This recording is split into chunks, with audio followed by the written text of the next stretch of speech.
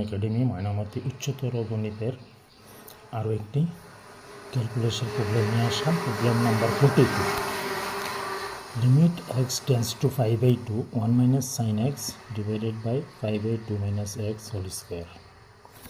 এখন আমরা এখানকার লিমিটের মাত্রাটা চেঞ্জ করে এক্স টেন্স টু 5/2 আমরা লিখতে পারি যখন ধরি x equal to 5/2 plus x, কারণ এখানে 5/2 বসাইলে 0, এখানেও 5/2 বসাইলে 0/0 আসে, যা অর্থহীন, ইনডিটারমিনেন্ট হয়ে যায়। তো সুতরাং আমরা এখানে একটা ইনক্রিমেন্ট বার করব। X tends to 5/2 plus H, এই অবস্থায় যখন এক্স টেন্স টু 5/2 তখন এইচ টেন্স টু 0, এই নতুন মানটা বসিয়ে লিমিট অঙ্কটা আবার লিখে নিয়েছি। Limit x tends to 5/2 1 minus sine x divided by 5/2 minus x whole square. এখন আমরা নতুন বর্ধিত মানটা বসাবো। Limit x tends to 0 1 minus sine 5/2 plus h, এক্সের পরিবর্তে 5/2 প্লাস এইচ বসাবো। এখানে এক্সের পরিবর্তে ব্র্যাকেটের ভিতরে 5/2 প্লাস এইচ বসাবো।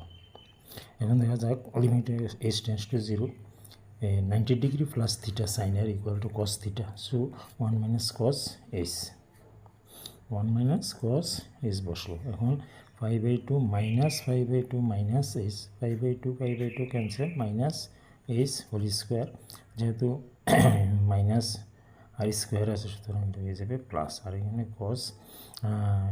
কস এইচ যেহেতু আমাদের সূত্র নেই, তাই আমরা পাশে 2 আর নিচে 2 বসাইয়ে দেব, দিয়ে cos 2a বানাবো। Limit h tends to 0 1 minus cos 2 into h/2, তার মানে cos 2a হইল। তাহলে হয়েছিল 2 sine square h/2।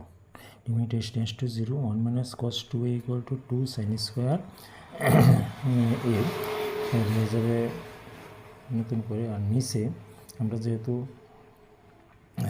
AC square আছে এখানে আপাতত, এসি স্কোয়ার, তারপর এসি স্কোয়ারকে সাইন থিটা বাই থিটা বানানোর জন্য আমরা নতুন করে AC square by h/2 whole square নেব। তো h/2 হোল স্কোয়ার নিলে এসি স্কোয়ার বাই 4, কিন্তু 4 তো এখানে নাই, তাই আমরা পাশে একটা 4 দিয়ে গুণ করে এসি স্কোয়ার বাই 4 বানিয়ে নেব।